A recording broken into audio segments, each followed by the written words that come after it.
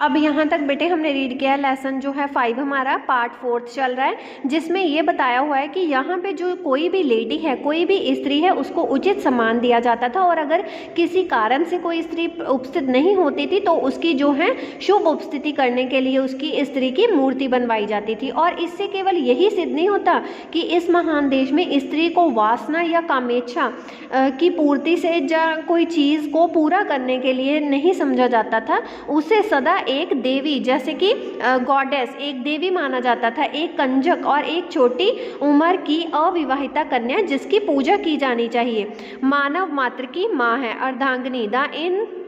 Inseparable but equal wheel of the rath, chariot of the life, कि जो है रथ का अभिनंद किंतु बराबरी वाला पहिया जो है वो माना जाता था,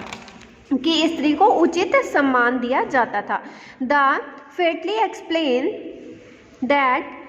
Chhatrapati Shivaji bowing his head before a woman and respectfully restoring his dignity as a mother when some misguided soldiers of his victorious army presented her to Shivaji as a gift। Chhatrapati कहते शिवाजी द्वारा एक स्त्री के सामने सिर झुकाने और एक माँ की तरह उसकी प्रतिष्ठा को पुनः स्थापित करने के पीछे यही भावना काम कर रही थी कि जब उनकी जो है विजयी सेना के कुछ पथभ्रष्ट